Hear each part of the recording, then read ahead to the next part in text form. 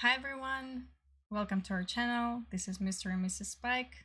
If you like this video, please subscribe and leave us a comment down below.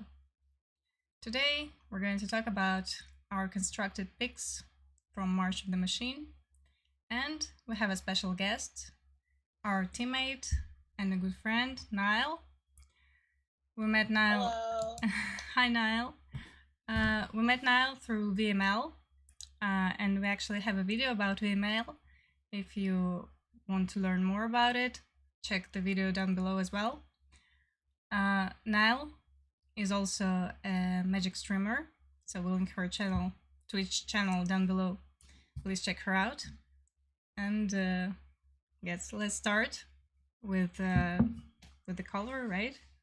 Yeah, so we just, each one of us picked some cards, some of our favorite picks from the new set. And we're just going to discuss these cards one by one and say our thoughts. What formats do we think is going to see play? Why we picked those as our favorites. So the first card is Sunfall. That's a new sweeper effect in Standard. I think we all three of us picked this card. Yeah. So I can just start. I think we did not have a proper control deck in this Standard after rotation, not yet. And this card might enable something like this in Standard finally, because it's kind of as good as it gets. Of course, it costs 5 mana, but it's exile. It gives you something after the sweep, the board sweep. It gives you a creature. So it's a pretty powerful card, and that's why I picked it as something that fills a niche in the current Standard format. Yeah. What are your thoughts now? Yeah, I mean, I think this is a pretty devastating board wipe. We don't currently have a board wipe that not only clears or resets the board, but does so while also giving you momentum, unless you count White Sun. But White Sun, to do that, that's like what, seven mana to get that value from it. So I think getting it for 5 and then next turn having 2 big creatures to swing with, I think it's a really good card. Yeah, I totally agree. I mean, mono white mid range in Standard right now, they play White Sun Twilight. So this is, I think, the better alternative to it, because it costs like 2 mana less. So I think it will totally see play in mono white mid range for sure. Yeah, White Sun Twilight is already powerful, and this is a step ahead, I think, not only because it's cheaper, but also because it creates a blocker. Unlike the mice, it just can only attack. Totally. So then we move to the blue color, and yeah. From House Seedshark, I also picked this card. Why I think it's great? Well, obviously it's a very powerful effect that will fit in any kind of Spell Matters deck. Blue-based Spell Matters deck. It can be in Acid deck or blue-white deck. Kind of Shock Typhoon style card, but much cheaper and on an efficient creature. What I also noticed is that the Hazoret from Kamigawa kind of loves incubator tokens. Maybe I can bring him on the screen now.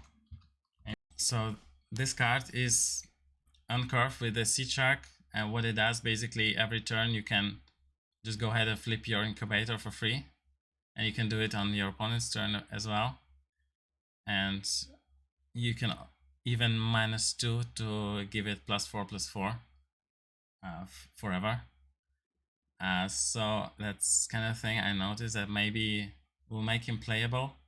I'm not sure, but it's a kind of powerful synergy that I noticed when I was looking at the cards. Yeah, I played with Seedshark in the pre-release event in a mono blue deck, and it was very strong. I think this solves a lot of problems that blue has right now, which is, it's got good tempo, it's got good control, but it doesn't have a lot of ways to turn that into something that actually wins the game. And Seedshark just solves that problem completely. And I love that you brought up that Planeswalker, because there's a really, it's like you have to hit exactly the right cards, but you get Seedshark out on 3, you play your Planeswalker on 4, incubate for 4, flip it for free, -2 your Planeswalker, you've got an 8/8 creature immediately. That's amazing. Turn 4, that's incredible. I think this is a super, super powerful card. Yeah, I totally agree. Like, even on its own, you can build so many different options, I think. Like, so many different kinds of decks, even. So yeah, I'm pretty sure it will see play. Yeah, the mono blue tempo deck was really thin on win conditions. That was its only problem, I think. So that might take it to the next level, or maybe it will spawn a whole other deck. Yeah, we'll see. So we move on to. That one's from me. Card. Yeah, Oh, Invasion okay. of Segovia. That's only interesting. I picked this card. Yeah. Despite being a very funny card, I think it also has some potential. Convoke is a very powerful mechanic, and so far wizards have been very careful which cards to use Convoke on. And for example, one thing that comes to mind is Shard of Calling. This is one good card with Convoke, and it was pretty busted. And the backside of this battle gives Convoke to all your non-creature spells, which has potential to do very unfair stuff. Just one curve that I just thought about, it's just in 5 minutes, is you make 2 tokens on turn 2 with a Ral Reinforcement, the new Dragon Fortress spell, and then you play this battle. You can Convoke for 4 to make 4 damage to a battle and flip it, and then you untap all your creatures, and then essentially you pass with a 5 untapped mana. You have all your counters up, and that's on 3. You have 5 untapped mana. You can draw cards. You can do all sorts of stuff because all your spells have Convoke. And of course, I'm not saying that this will see play, but I like this card, and I think it might. Someone might break it. Yeah. Not sure it will be me, but that's a nice thought. Yeah. Yeah, I think there's definitely potential with this card. Like you said, giving all your non-creature spells Convoke, there's a ton of power in that. And then also being able to untap 4 creatures with that Convoke. I agree that someone could do some crazy stuff with it, and I kind of hope somebody does. Also, in those colors, we have a lot of easy style creatures like Third Path Iconoclast, where you can just spawn these tokens and just abuse your tons of mana. There may be some X spells. I don't know. Yeah. That's kind of... Yeah. This sparked something in me. I don't know. Yeah, maybe even Chandra, like new Chandra, will play in this kind of deck. Yeah, who knows?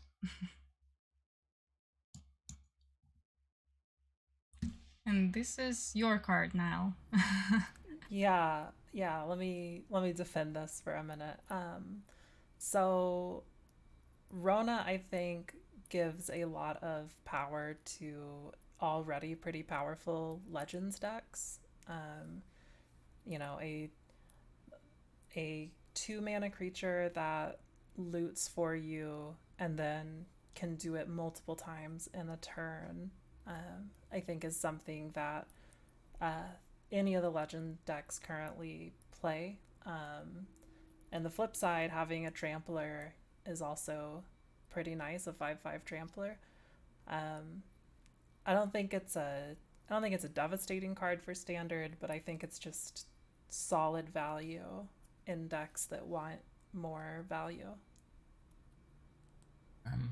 This card is kind of sneaky, I think, because what matters here is really the untap trigger on the 1/3, right? Absolutely. I saw you posted a combo deck, which I think it can generate infinite mana on turn 3 with a Rona plus Mox Ember. Yeah. Plus the other, so it's a 3-card combo, but that's it's pretty easy to enable it in a number of ways. I'm currently looking for a deck to play in a Pioneer RCQ. And this looks interesting, to be honest. You should try. It's really strong. I was really impressed at how easily you can get the combo off and just get infinite mana or draw all your cards, or, you know, make Rona a infinity with trample. It's a good deck. And it should be unexpected as well, right? At least for now. For a little bit, yeah. Yeah, that sounds interesting. Now we move on to the black color. And our first card is Invasion of Fiora. This is also your card, right, Nile? I'm surprised no one else picked this one. I think this is possibly gonna resuscitate Grixis a little bit, because I think this very cleanly deals with a lot of threats to decks like Grixis or Mono Black. I mean, it totally shuts down Esper Legends. You know, you throw 2 of these in your sideboard even, and you just turn 6, wipe out their entire board, but get to keep your entire board. That's really good. Or if you just need to kill all creatures in a pinch, it kills all creatures. I think front side alone, this battle's worth having in the sideboard. Yeah, I'm actually very curious how battles will play in standard, because for now it's so new. So I think I was a little bit conservative in this front, so that's why I didn't pick it. Yeah, you're thinking it is as a 6 mana sweeper, which can be a one-sided sweeper out of sideboard. I mean, we played this in draft actually, and this was in draft, really awesome. Yeah, it's busted, absolutely. Because we always had a couple of legendary creatures around, and we could just wrath all their stuff and swing and flip it right away. I didn't pick it because it's 6 mana and yeah, sweeper for mid range for 6 mana. It's not necessarily what you want, but I can see it working now. Maybe it's a good deck. I also think that there's gonna be value in putting battles on the board, just because, you know, battles dodge Farewell, battles dodge Sunfall, battles dodge Depopulate. Like, there's no sweeper that like destroys all non-land permanents or anything like that in standard right now. So even if they wipe your board, you still kind of have something. And, you know, you get a Bank Buster down and you get like a Blood Tithe Harvester down, you attack this and you've got like a creature. You know, you build your board faster than your opponent. I think there's value there. Actually, I think, yeah, that's a good point.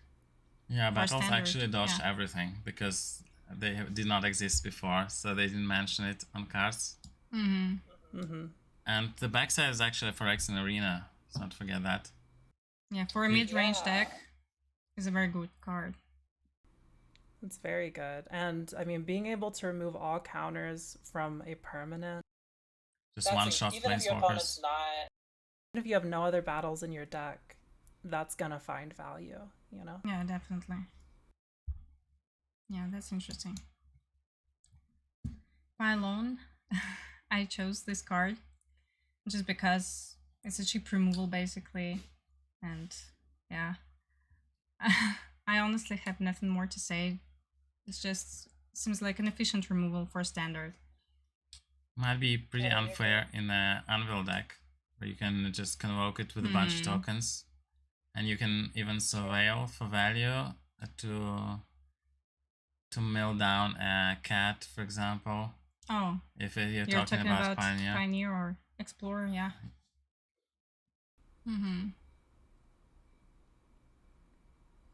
Yeah, I think it's a good card for sure.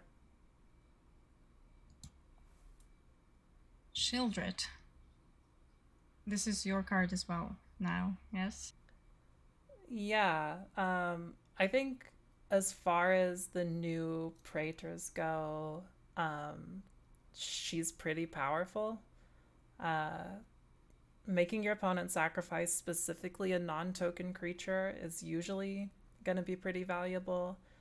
I think she's got a pretty easy flip condition, and if you get her flipped, the backside is devastating, and then once you're done with the backside, you just get to do it all over again. Yeah, that's true. Maybe in a grindier games, not in every game you're gonna have this flippable part, but I can imagine in Grixis Mirror, this can be a backbreaking spell for the opponent if they don't counter this. Good point, yeah. I also think it's worth noting that this is one of many new ways to get creatures from the graveyard onto the battlefield, which I think is very interesting in a format where Atraxa exists. Like, we've already got all these Atraxa Reanimator decks out, and March of Machines printed like 3 new ways to get Atraxa onto the battlefield. And this even steals your opponent's Atraxa, which is, you know, even more valuable. Yeah, I agree.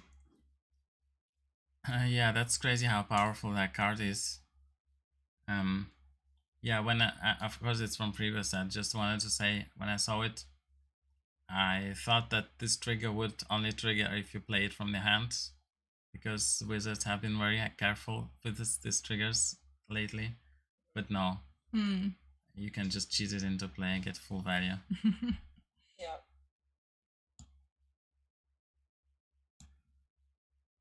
Speaking of value on ETB effect, yeah, we'll move on to the red color. That's one of our favorites as well.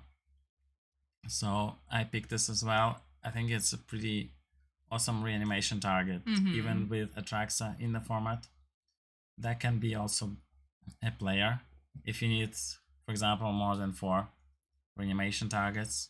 So you get a bit fewer value, because Atraxa gives you 3 to 5 cards, and this one gives you 2 cards. But unlike Atraxa, you directly play the cards, so you get a lot more tempo than from Atraxa. So that might be something, and it also linked to another card that we'll discuss later. Not necessarily reanimation, but also other ways to get this card in play. Yeah, I want to talk about the reanimation as well. Like, in constructed, in standard, I mean, for sure.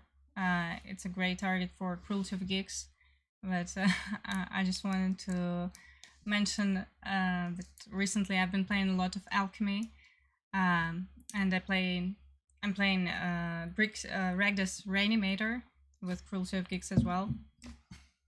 I've been playing mostly the Hourglass Coven and Atraxa as targets, but like, I think yesterday I played against the Mirror, and my opponent had several copies of Etali, Primal Conqueror, and it was awesome. Like, it was such a close game. I won it, but it was very good, especially against the Mirror.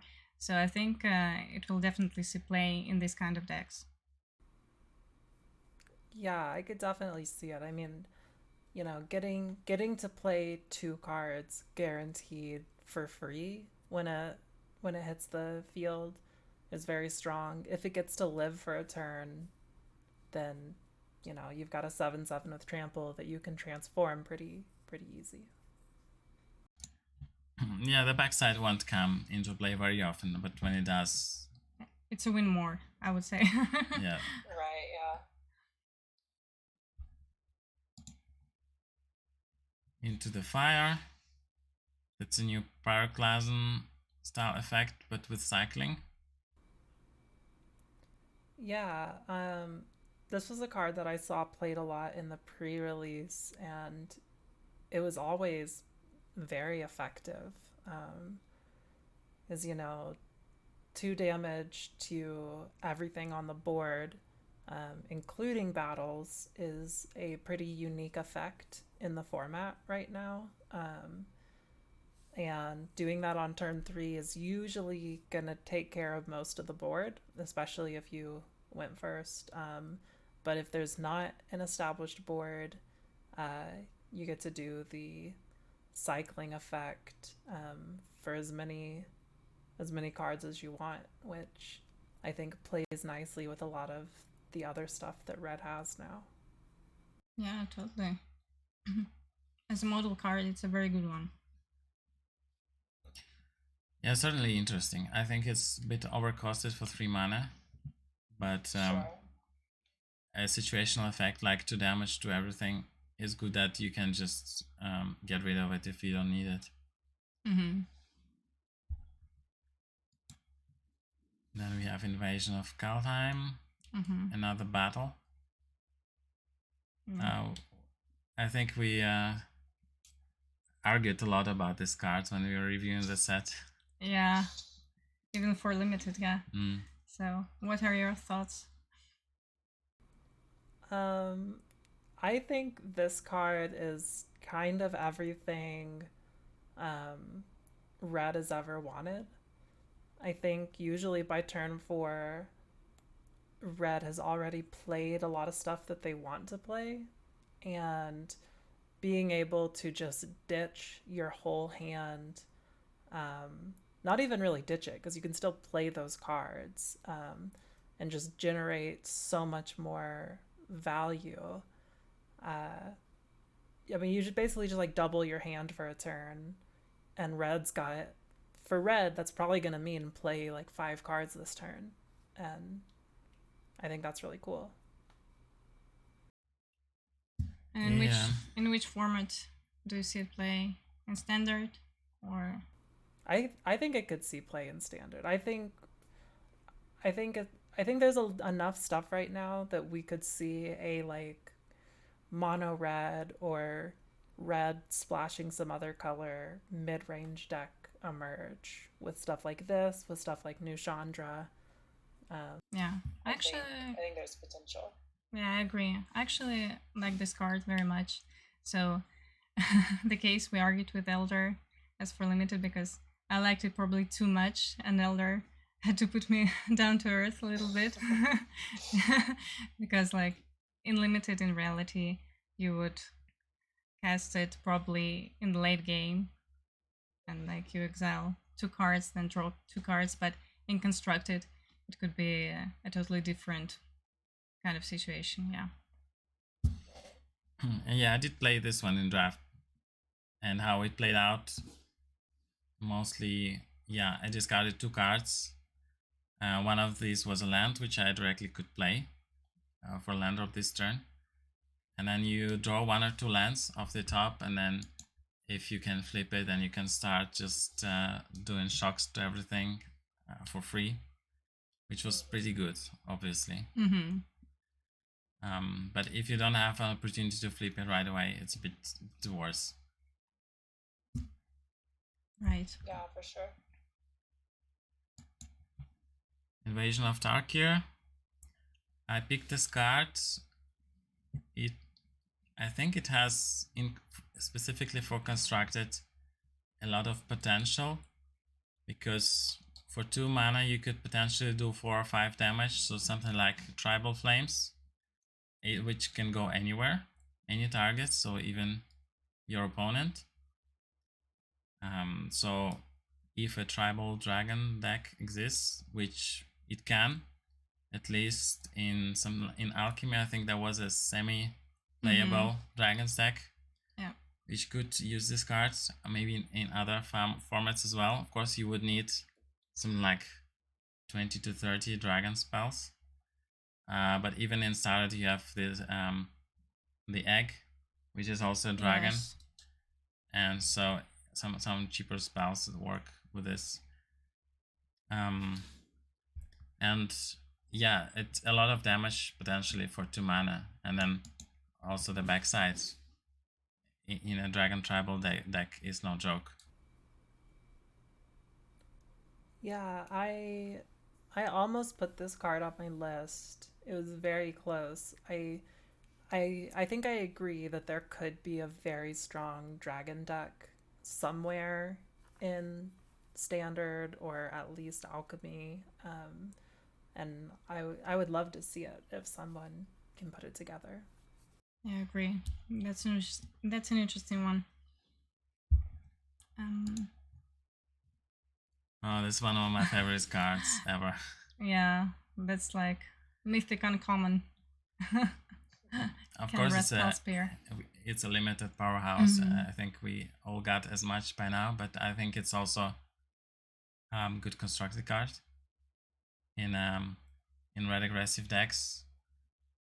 For example, you could, if you lead with Kumana faces Kakazan, then it will dodge the 1 mana, the cut down removal spell, and then you flip it and it dodges everything else till at least turn 4, and then you just start throwing burn spells and swing it for 7.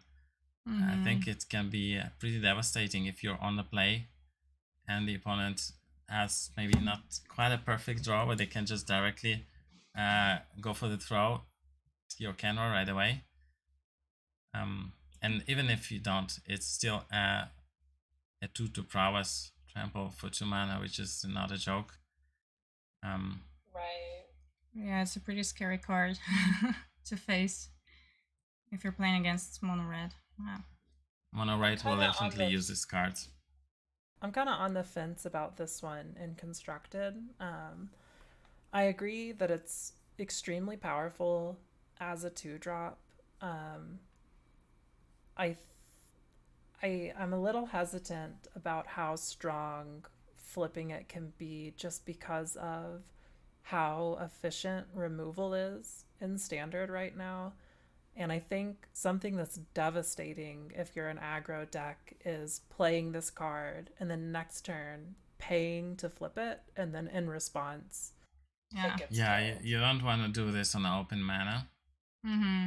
But thing is that decks, they usually tap out in this format. I mean, something like Grixis, they will play their Fable on turn 3. They will not just sit on open mana, and they will play their Wedding at least against Invitation. mono red, And so everyone has their 3 drops, which they will play. I mean, of course, you don't invest 3 mana if that's your turn 3 and they have open mana up. You can do this in the late game and then you take the risk, but on turn 3 you usually have other stuff to do. But if they tap out, then you can go ahead and do it, and then you save for at least a turn, because Ward 2 will protect from anything they can play on their turn. I think this definitely sees play in best of 1 red decks. Like, I think that's definitely got to be in there. I think probably it sees play in best of 3 red decks. I'm so much more reluctant about thinking virtually any creature is good in this format, just because of like how cheap and abundant removal is. Yeah, that's Fair. true. Yeah. And Volcanic Spite, me and Eldar both picked this card. It's like essentially what this card Fire Prophecy. Fire Prophecy, yes. Basically a reprint for this It's an card. upgrade because you can kill Planeswalkers with it, and even target battles if that's what you want to do. But it's just a great card. And you Not can really much to say about yeah, it. you can ditch a card that you don't need, draw another one. If you're playing some kind of reanimator and you have a Traxxas which you can't cast and you can't discard, you can always put it on the bottom. And of course, in older formats, if you play Creativity, that's a direct upgrade to your Fire Prophecy, and you can even play more than 4. Yeah, I mean, it's a really, I mean, red decks are gonna love playing this card for sure. And we move on to the green. Ozolith, the Shatter Spire is your pick now. Yeah, I think this artifact has potential to go kind of crazy in Standard. I mean, there's a lot of decks and effects that put counters on stuff. So being able to do that twice as quickly is very, very strong, especially for 2 mana. And then on top of that, it has cycling too. So you're never really like upset to see this card show up in your hand. And if you've got excess mana, you can put counters on stuff. I think there are some decks where this is a very annoying card to deal with. There was a similar effect for 1 mana. How's it called? Scales, some scales. Yeah, but it was an enchantment, right? Yeah. Kind of the same thing, but without the activated ability. It needs a lot of building around, I guess. Certainly has potential. Like some kind of affinity type stuff, where every one of your creatures comes with counters, so you get value of every creature. Yeah, but yeah, it probably has potential, definitely.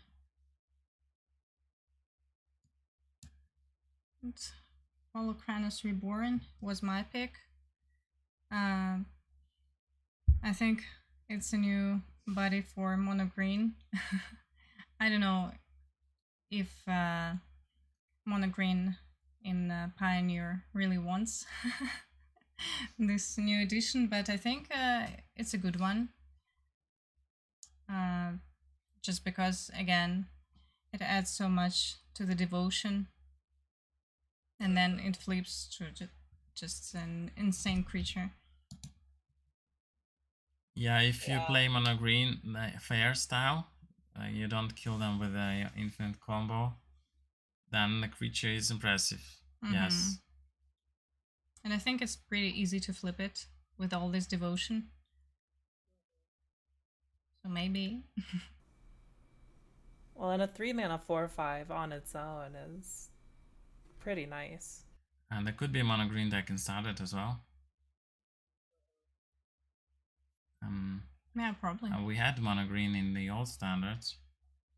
Of course, we had a Seeker's Chariot, but also the Old Growth Troll and some other stuff. But this one is certainly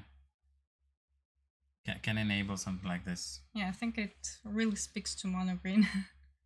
Well, I mean, 3 green mana, 4 or 5 for each, and then it transforms to a really busted one. Yeah, and I mean, mono green needs some power right now, so I'm happy to see it. Right. Next one is Wrenn and Realmbreaker. Yeah. Yeah, I mean, for me, I have learned not to ever discount a 3 mana planeswalker. Being able to immediately fix all of your mana problems is pretty cool. Being able to give your lands, turn them into 3/3s with Vigilance, Hexproof, and Haste, I think is really important, especially the Vigilance part, because we see a lot of these abilities that turn lands into creatures, but usually that's at the expense of the mana they would produce. and this gives you the best of both worlds. Yeah, and hexproof is also very important. Yeah, and hexproof makes it really strong. I mean, I think this is just like, I don't think this is like a devastating powerhouse the way that like Eternal Wanderer was in the last set, but I think this is just like a really good card to play on turn 3, if you're in the colors for it. Yeah, I agree.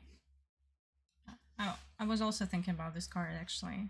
I just couldn't really think of any deck that it would work as for right now, but maybe after rotation, or I don't know. Yeah, I could be sleeping on this card, honestly. I didn't find it that impressive. Mostly because none of the abilities really, I mean, even if you get to get to the ultimate, you need a lot of time, and the second ability, -2, is not something I really want to do.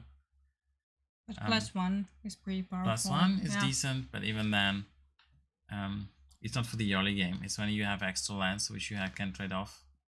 And even with hexproof, it's a risk. You construct it. Yeah, they cannot target them, but they can still sweep them with Brotherhood Sand or something. I don't know. Yeah, as you can see, I didn't pick any green card. I couldn't find a green card I liked in the set. But I did pick a lot of multicolored cards. For example, this one. It has some Vinota vibes, don't you think? Yeah, totally. It's almost like they thought, maybe we can fix Vinota. Maybe we can make it, fair. So they added 1 extra mana. Yeah, bring her back. And then she has conditional haste. Not every turn she has to attack herself. And you only play creature after combat. It's not tapped and attacking. So there's a lot of these drawbacks. But still there's potential to be busted, if you play something like Etali or Atraxa off it. So what I was thinking of, maybe if you have a white base Reanimator deck, which already kind of existed, you're already playing all those powerful legendary reanimation targets, so they are already in your deck, and you're already kind of spending your cards fast, so maybe this will have haste more reliably, and then it's just an extra way to get your creature on board.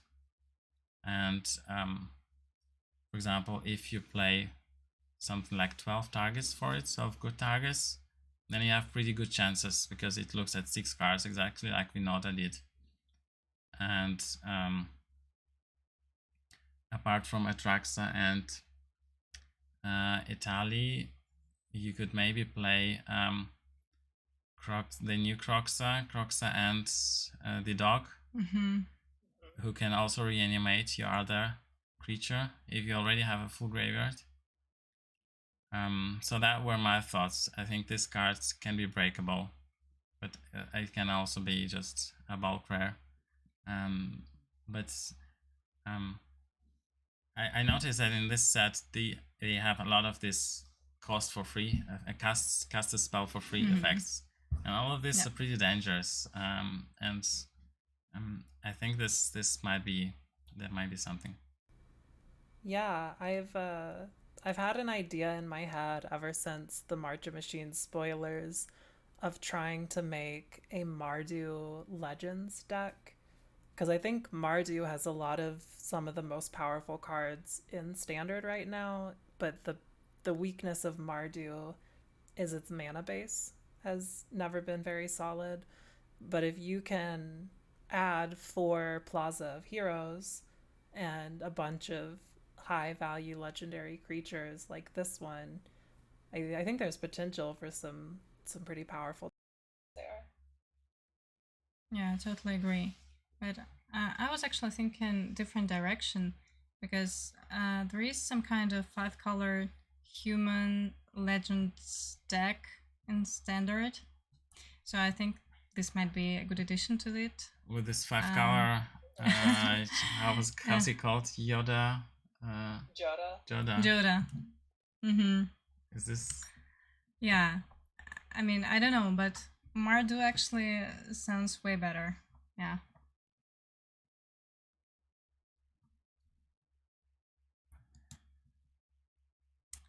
Halo Forager. The Snapcaster at home. Yeah. I mean, it's like you see this card and you really want to play it, right? But at the same time, like, do I want to play it or do I don't know, because as a 3-drop, you really don't want to cast it. But then in the late game, it could be a value bringer, totally. Maybe for a Grixis deck, like a singleton or 2 copies, probably. Yeah, I've been really interested to try this card in Grixis because I think it plays so nicely with Fable, for one. So, you know, you get to do the Snapcaster effect at instant speed, which makes it a lot stronger because now you're holding up counter spells if you've got this on the field with Kiki. But also because so much of Grixis's power comes from these big sorcery cards, and you know, I've had so many Grixis games, and I'm sure you have too, Maria, where you know you've almost got them dead, and you're at the end of the game, and you've got like 10 mana at your disposal, but you're just like looking for anything to finish the job. And a lot of times in Grixis, those last few points of damage can be the hardest ones to get. So if I can just top deck a Halo Forager and recast an Invoke Despair or something like that. Yeah. The potential seems high to me. I mean, I totally agree, yeah. Yeah, with a deck like Grixis, you eventually flat out because you don't have raw card draw. Mm-hmm. Yeah, late game. And you're right. Difficult. It's a pretty good copy target for the reflection of Kikijiki. It's a like kind of soft lock if you have any counter spell. You can even flashback invoke. Yeah, if you flashback invoke despair. Yeah. Certainly interesting, and even on 4 mana, flashback something like Cut Down can be interesting. Yeah. Right. Hidetsugu and Kairi. So that's a new 2-card combo in Standard.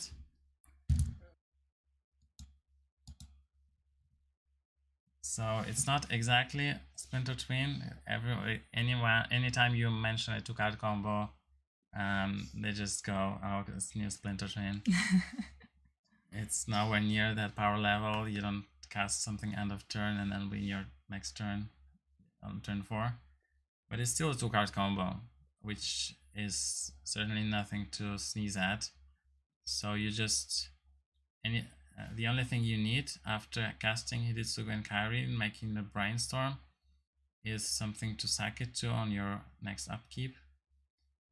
And also you need to watch out so they don't kill it in response to the Brainstorm. Then you don't get to cast the spell you want.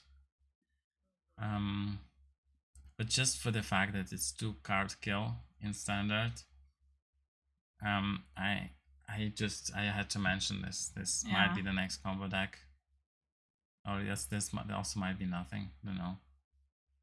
Yeah, I think it has potential, and on its own, I mean, it's a 5/4 flyer. And it's a pretty powerful creature on its own. You're right. It's a flyer that draws you 3 cards. Yeah, I mean, I think it is pretty strong on its own. Even if you're not going for the like 2-card kill, there's plenty of strong instant and sorceries you can be running that are going to deal a lot of damage and have pretty strong effects against your opponent. I think this is the type of card that we'll probably see people play around with it a lot in terms of like what shell they put it in and what cards they try to hit with it. But I think I think it's definitely going to see some play. It's also a dragon, which is worth noting for your dragon deck. Right. Maybe. Invasion of Alara. This is an interesting one. I picked this one. I think this may be a new Niv Mizzet type of deck. And I think someone mentioned on Twitter in Modern they played Invasion of Alara as well already. Yeah, people have been abusing with the Vampire Hex Mage since they banned the land, the Dark Depths. But it's still pretty impressive if you can cast the backside for free, which basically does everything you ever wanted. Yeah. I played with this battle in draft as well, and it was really awesome. I had a 5-color deck, and even if you're just with the front side, you get your 2 cards. You get basically what you invested because you play something like 3 or 4 drop and get a card. Yeah, this Kavu for 2 mana, red green, that becomes like 5/5 creature. I don't remember the exact name. Territorial Kavu. Yeah, in Pioneer. It's not a Pioneer. It's It was. It's from Modern Masters set. Oh, so it's not a Pioneer, but in Modern, the cost is never a problem in Modern with all the fetch lands and tools, whatnot. And the potential is certainly huge with this Hex Mage combo. I mean, it's even in standard, there can be a deck for this. Yeah, I think there's potential for this to see play in standard up until rotation happens. I think right now we have so many sets at our disposal, and we've got like, you know, triomes and all these like dual lands, fast lands, pain lands.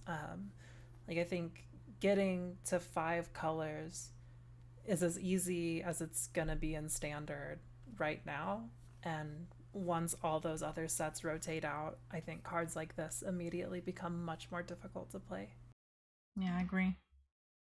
But I found this an interesting one. Definitely. Invasion of New Phyrexia. I almost picked this one because I think this is a good one as well. Yeah, I mean, it's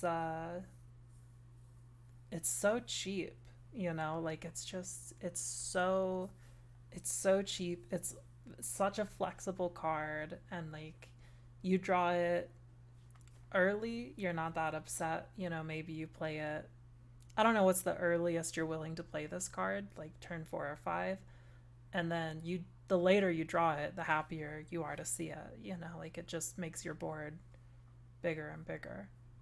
Yeah.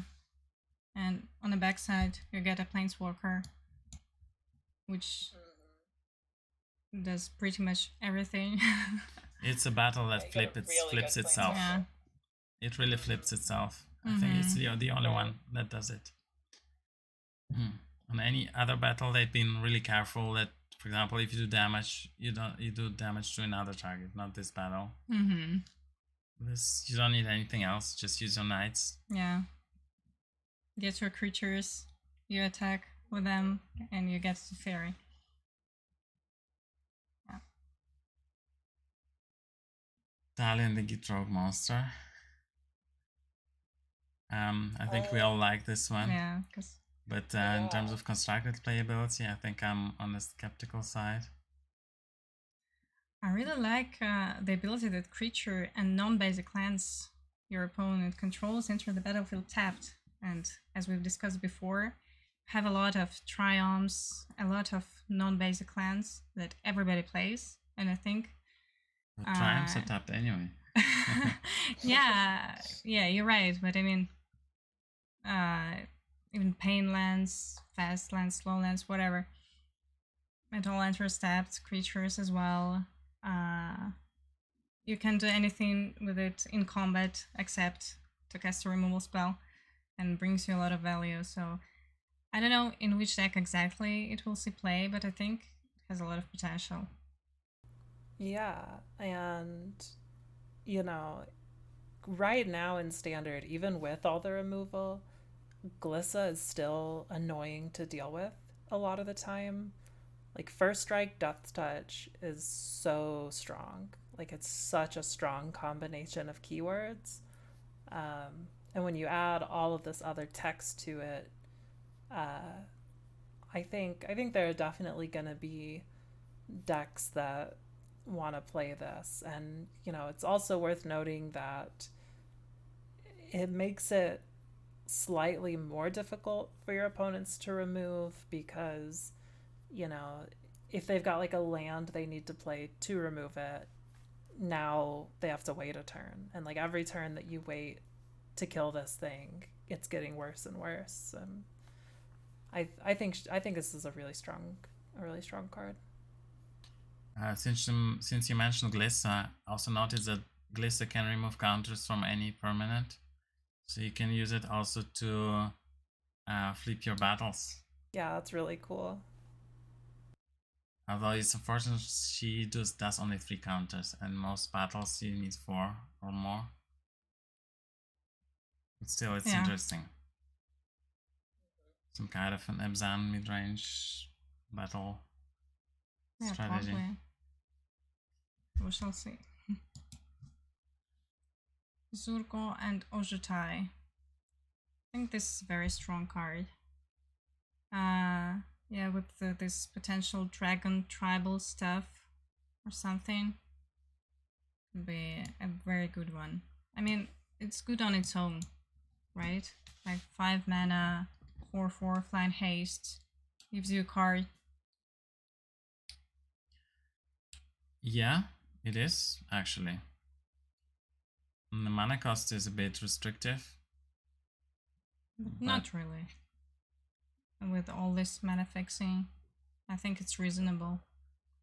And the trigger works for any dragon. Mm-hmm. Although only once. Only once per turn.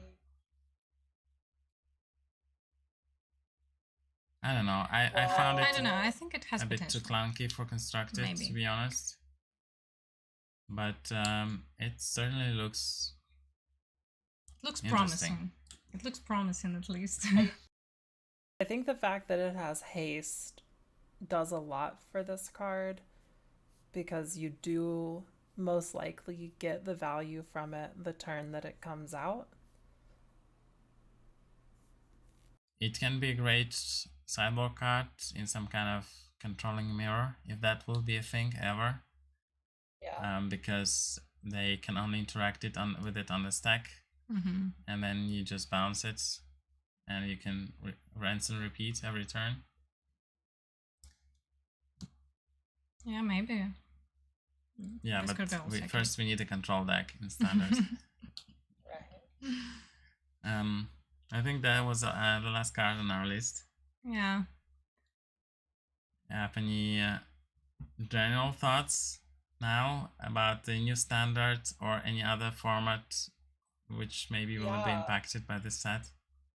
When I was going through these cards trying to like make a list to send y'all, I found myself kind of in a similar position I did when I was evaluating for limited, which was it's hard to know what impact battles are going to have.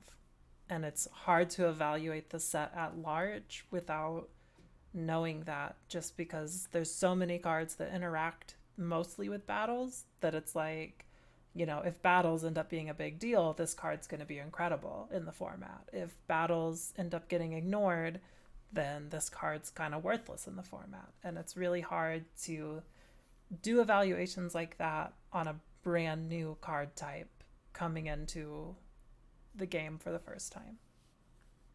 Yeah, that's a good point. Definitely. Because in standards at least, battles should see play, I think. If I would bet, I'd say that at least in standard there will be some battles that will see play. In older formats, maybe not, except when there is a combo, like with Invasion of Alara in Modern. But other than that, probably only in Standard. Yeah, I think they'll see some level of play. It's really, it's hard to know though. And then, you know, there's also like later this year, rotation's gonna happen, and you know, what are battles gonna look like then? Because we'll have presumably gotten more battles in the time from then, like now to then, and we'll have all these super powerful cards not at our disposal anymore. I think it's very interesting. I'm very excited to see how the meta shifts and builds itself around these cards. Yeah, definitely. At Me least too. in the Aftermath set, I think there might be new battles. And I wonder if they decided to do this extra set to see how the battles will play out, to see if they can just maybe tweak a bit the more powerful battle cards. I'm not sure how it works on the timeline, of course, with the logistics and everything. But just a thought that occurred to me. Yeah, I'm very curious as well. As a rep, we want to do this kind of blitz with you, Nile, if you're okay with it. Yeah, I'm excited. Let's do it. You have to answer as fast as you can, and No thinking. yeah. Okay. Let's go. So first question, your favorite format? Standard. Okay. Your favorite color combination or guild? Demir, hands down. Wow. Okay. Your avatar in arena? Sarah. Okay. Your favorite game style? I mean, combo, aggro, mid-range, control.